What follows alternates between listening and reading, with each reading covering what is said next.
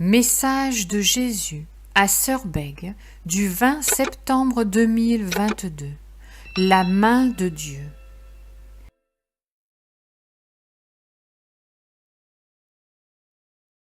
Mes très chers enfants, quand la nature s'éveillera et que les hommes seront suspendus à leur peur parce qu'ils ne maîtriseront plus rien, je resterai auprès des miens et eux, ils seront en paix. Oui, mes enfants, l'amour de Dieu apaise. L'amour de Dieu enrichit. Il met la tranquillité dans les pensées, dans les actes et dans les paroles. La terre se déséquilibrera parce que les bombes humaines ou venant du ciel la perturberont. Lorsqu'une grosse pierre est lancée dans une mare, l'eau gicle. Si une explosion un peu forte a lieu dans un champ, elle creuse un cratère. Oui, mes enfants, la terre sera quelque peu déséquilibrée, mais il ne faudra pas craindre. Dieu reste le maître et ce qu'il permettra ne détruira pas son œuvre.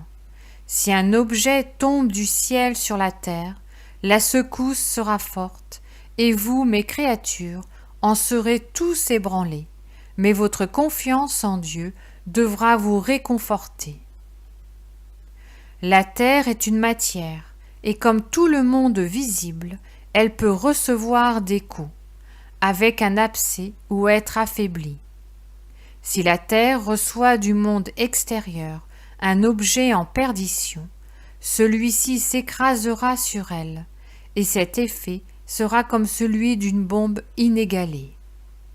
Vous pleurerez, des morts et des disparus se compteront par milliers, mais les miens ne se désoleront pas.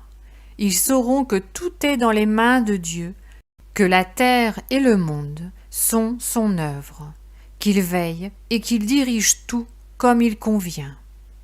Oui, mes enfants, j'ai décidé que le temps est venu de reprendre la terre en main, car vous et les vôtres, sous la conduite du démon, l'avez abîmée. Vous la torturez, vous l'empoisonnez et vous la négligez.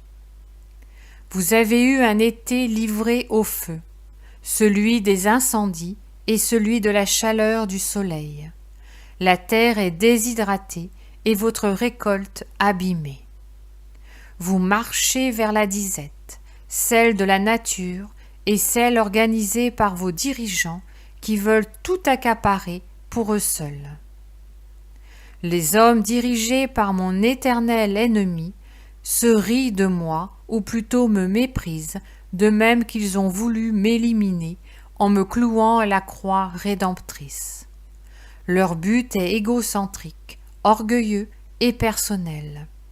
Ils ne veulent rien partager, la charité leur est pitoyable et tout leur est dû. Le monde même est pour eux seuls, leurs semblables ne comptent pour rien. Ne soyez pas comme eux, soyez heureux de n'avoir aucune chaîne, comme je n'en avais aucune de mon vivant sur la terre. Si vous avez peu de ressources, soyez heureux, parce que vous posséderez de grands biens dans le ciel. Si vous êtes petit et insignifiant aux yeux de ceux qui se croient riches, grands, importants, vous serez grands aux yeux de votre Dieu, qui lui connaît la vraie valeur de chacun. Mes enfants, gardez-vous du mal, gardez-vous de la plaie du péché, gardez-vous de l'impiété et du parjure. Vous êtes miens et vous trouverez toute consolation en la foi, l'espérance et la charité. En vous adressant à ces trois vertus théologales, vous acquérez le ciel et vous surmonterez tous les maux du monde visible. N'ayez peur de rien. Quand tout tremblera et semblera comme la fin d'un monde, gardez votre calme, la paix intérieure et Dieu comme votre rempart.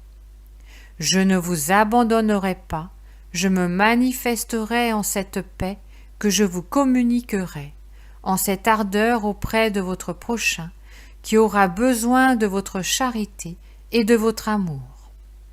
Que Dieu soit béni pour tout ce qu'il permet, car il a soin des âmes, de leur salut et de leur bonheur éternel. Je vous bénis à mon tour, au nom du Père, du Fils et du Saint-Esprit, ainsi soit-il. Votre divin Maître.